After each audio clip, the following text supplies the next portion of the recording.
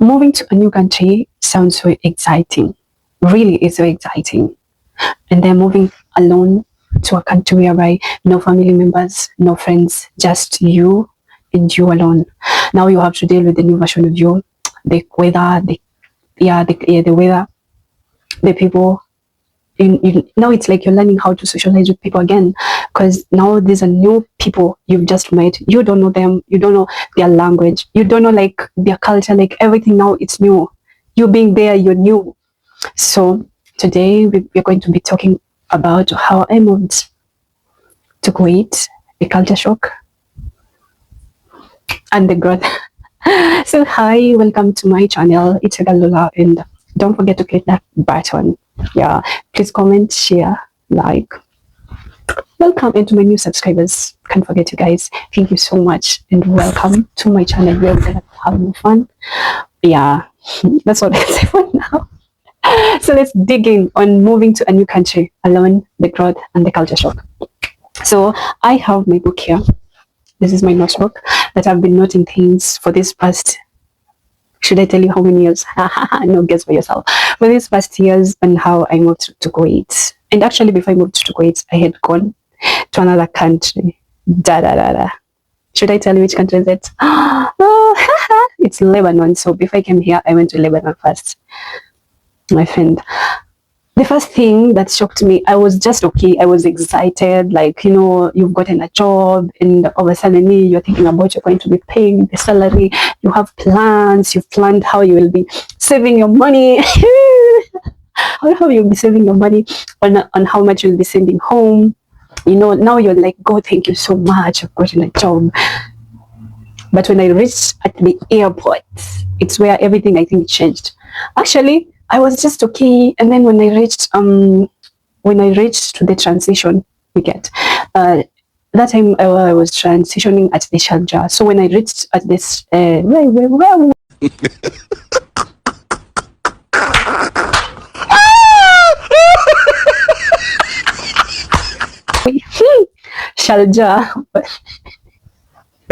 So when I reached there, we had to wait. I think it was for 4 hours before we can board the next plane. My friend, I was there. I think something just hit me, like, you're alone. Your mom is back at home. Your family is back at home. Your daughter is back at home. Like, you've always been. They have been always around you. They have been always around you. Like, you've never moved so far from them. It's now like I'm somewhere where I don't know their language now. I can't even ask someone like, where's the toilet, or where's this, or where's this. Like, you're scared. You can't even move and live. You can't even move, because when you move, you need to move with your bag everywhere you go. I started crying. Oh my God, I started crying. And that time I had this friend. Every time you go online, you'll always find him online. So, but he died. May his soul rest in peace. He was the one I called, because that time I couldn't find my mom. It was, I think, 3 a.m. So actually my mom was sleeping. So I called that guy. I called my friend, and then I told him, like, and then he saw me crying, and then he asked me, why are you crying? I had nothing to tell him. I don't know why I'm crying. Actually, I didn't know why I'm crying, but literally I was crying. Like, over suddenly I was crying. So at least now I had gone there for a while, and then I came back home to Kenya, and then I decided to travel again. And then guess where I landed? Kuwait, in the land of Kuwait. So here I was a bit not that scared like the first time, because the first time I think it was because I was crying, because maybe it was my first time traveling, and like staying away from the family. But this second time, at least I was that bold enough. Now I know, like, in the plane, I know how like I need to turn we usually have those screens on the back seat that you need to use. The first time. I don't want to talk that. That's a story for another day or another time. So I decided, like, I was like, when I was coming to Kuwait, I was at least that bold. Yeah, I've traveled before, so I'm not that little girl anymore. You get, at least now I've grown, and then I learned the culture of Lebanon. At least I've stayed with them. I've learned a lot from them. So coming to Kuwait, it wasn't that scary like the first time I was going to Lebanon. So when I came to Kuwait, my friend, Lebanon was better. As I was saying, like, Lebanon was better. I think Lebanon, it's a bit free country. It's a Muslim, mostly it's Christian, and yeah, mostly it's Christian. There we have Christian and then we have Muslim. So I think it's a free country. Actually, it's a free country. It's not like these other Arab country like Saudi and like Kuwait. Yeah. So when I came to Kuwait, a lot of things shocked me. Shocked me. Shocked me. And then before even I could come, I had a friend I was talking to. He used to explain to me how like here how people dress, blah blah blah. A lot of things he had told me. He had told me a little bit of things. So I was a little prepared. At least my mom also bought me some things that I need to use here. So I was a bit prepared. But if you're coming to Kuwait for the first time, or yeah, if you're a newbie, you're coming for vacation or you're coming for work, these are the things you should put into consideration. These are the things. Don't come and then get a culture shock. So I'll be reading them. Actually, I'll be reading them. Yeah, some of them I've explained, and I'll be reading them, and at least to help someone out there who are planning to come or planning to travel to either Kuwait or not only Kuwait, other Gulf countries. Yeah, other Gulf countries where there's some rules, some restrictions. So these are the things at least you can put into consideration. So the obvious culture shock in Kuwait, number one, very conservative society. Like, yeah, that very, like when it comes to dressing matters, yeah, dressing matters a lot, especially for women. Like, I can't, like the way I'm dressing now, I can't go outside, like I have to put something on top like this, you see, like the things that in our country, back in our country, we dress how we want. You can just put on something short, like something revealing, or a ragged trouser that is too much ragged. You can put on a booty short and you go outside, and no one will tell you anything, or no one will ask you, oh, why you do, or no one will start staring at you like it's like you're doing something wrong. But here, you'll get that attention. Everyone will, until even you can't walk. Like you can't walk. You'll be scared because why are people looking at me? Like it's like a crime. Like you will feel like it's like a crime. So dressing matters a lot, especially for women. Like short clothes, tight outfits, or showing too much skin can attract attention. Yeah, and you realize very quickly that what you wear matters. So when I came here, at least my friend had prepared me, like psychologically had prepared me on how to dress. But things I bought, my mom bought for me deras. I don't wear deras, even at home. Back in Kenya, I don't wear deras. I don't know why my mom decided to buy me deras. I don't wear them.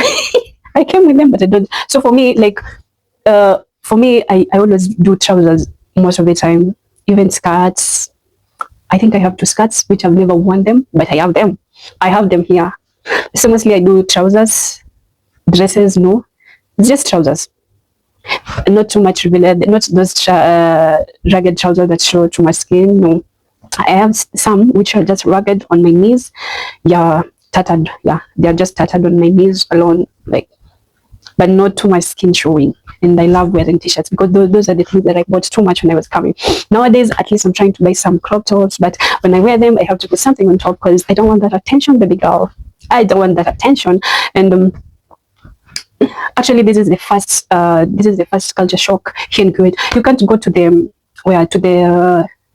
beach and then you wear a bikini because everyone would be like. Actually, there's a time I heard that there was this who was it? There was a certain content creator from abroad. She came here in Kuwait and then she went on the beach. At the beach, I think it was, I don't know, it was after the Ramadan or before, I think almost. So I think it was those summer days. So yeah, so she came and then she was wearing bikini. They had to call the police on her and then she was dragged away. Baby girl, I don't want to be dragged away. I'm here for fulus. You don't want to be dragged away. So like just dress modesty, like just dress good, just dress nice. And sometimes when you dress and you smell nice, you'll pass someone and you hear them saying, hi, you look good, I like your hairstyle, I like your dress, I like your trousers, I like your shoes. So for you not to get so much attention from people, or get driven away, like. But I think nowadays not that too much like before, you get. So the first culture shock is check on what you dress, mostly, especially women.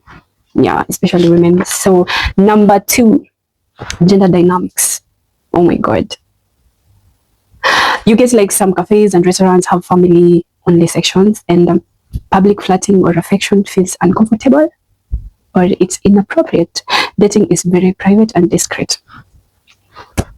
Here we don't do like how we do it in Kenya. Like I see someone, maybe he's a guy, he's a dude, like, or like maybe it's just he's your boyfriend, and then you run and then you start hugging, touching. Here people don't do touching in public, like holding hands. Like, are you married? Are you married? Are you married? So we don't touching. We don't, like, people don't kiss like in public. Even to them, they don't do those things. They can hold hands. Yes, nowadays I usually say like they can hold hands only. They can hold hands, and then but doing some other things, it's inappropriate. Actually, that one can make someone call the police for you, because it's not allowed. And here, relationship, if you are not married, it's an abomination. Should I say it's abomination? Like, it's not allowed in like this boy girl relationship, and you're not married. It's not allowed. Some people they do, but it's very private and discreet. So yeah, and then you can go to a pool, and then you get like this pool. It's only for families. You're alone. You cannot swim if it's just for families. It will be for families. If you go to a certain restaurant and then there's a place, if it's only a place for families, it's a place for families, not you. And then some places you can go, they will ask you, how are you coming with this, blah blah blah. You say, I'm coming with the dude. Huh? You two, you're a couple. You're married. Do you have certificate? Do you have certificate? So kanaktu yako, in Kenya we say kanaktu yako hadirudi kwenye. Some things they can put you in trouble. So to avoid them for this period, for this short period of time that you're here, you better just avoid a lot of things. And then we are on number 3. Number 3, it's social life is private, very private. I was saying before my phone could do shakra for me, we were on the 3rd culture shock, which is social life is private, very private. You get. So no nightlife, things like clubs or bars. Socializing happens mostly at home, cafes or malls. People don't easily socialize with strangers. This can feel lonely at first. Yeah, like here we don't have clubs. Like in Kenya, like if I compare with Kenya, we have nightlife is so loud there. At night you'll find people partying, people drinking, but here the nightlife is so slow. Mostly the things you'll get people doing at night, maybe walking, maybe going for a coffee, you get things like that. So it's a bit different for those people. Like maybe in your country you are partying and you expect maybe you're coming for vacation. Here you expect maybe you'll get some clubs. My friend, no, we don't have clubs in Kuwait. We don't have clubs. The place where people can socialize well, or maybe you want to meet with a friend, or maybe you and your girls or you and your boys want to go out, maybe the mall. The mall is the best place to go, and then you can try different foods. You can try maybe different mocktails. Yeah, so alcohol, no. If you're expecting to come for a club here in Kuwait, I'm sorry, we don't have clubs. Nightlife is so slow. So, and people meet maybe if you have your friend, if you don't want to go maybe to the malls, or you don't want to, because it's expensive also here. It's very expensive. So if you don't want to meet maybe in the malls, maybe you just want to catch up, you can go to their place where they stay. If they're staying at renting by themselves or accommodation, it depends. Even if those accommodation also, you're allowed to go inside, because some accommodation they don't allow visitors. So it's too much that you need to know before you come. And then number 4, strict rules and laws. My friend, we live by the law. We live by the laws whereby alcohol is illegal. If you're found like drunk, back to sender, back to your country, back to your people, you go deportation immediately. Even the company can't say anything on your behalf. You get deported immediately. You get public behavior closely monitored. Like I told you, maybe being touchy in the public, or yeah, they're being monitored. It's not allowed. And then certain things that are normal elsewhere can cause trouble. Yeah, in Kenya you see being touchy, hugging, kissing, doing all those shit like drinking, going to the clubs, partying, dancing. You see in Kenya we dance even on the streets like that. But here dancing on the streets, like literally me, I've never gone somewhere and then I find like TikTokers, they're dancing, like doing all their things. No, I've never, like, it's very reserved here. So those are some things that if you're a TikTok and you're coming here and expect like, oh, I'll be doing dance. I was a dancer also. We don't, like, there's some places you can dance, maybe in the house where you stay, or maybe somewhere private, but not like you can dance, but respectfully. Yeah, that you can dance for that one, but not anyhowly, you get, because you don't want to find yourself in trouble. Yeah. So just respect the rules, abide to them, do as they want, and you will enjoy staying here as I do. And then number 5, workplace authority. Yeah, workplace authority. Decisions come from the top, from the above. If you have your own opinion, keep it to yourself. If you have your own opinion and you're down here, my friend, just keep it to yourself, because the authority comes from the above, from the head. And then decisions come from the top, from the above. Respect for seniors is expected, my friend.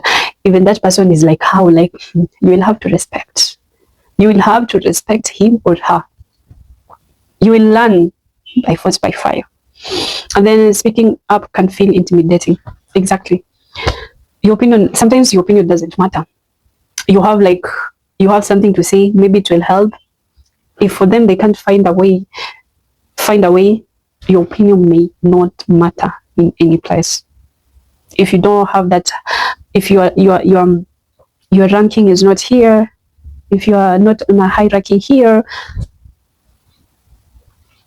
zip it, because everything will be decided from the above.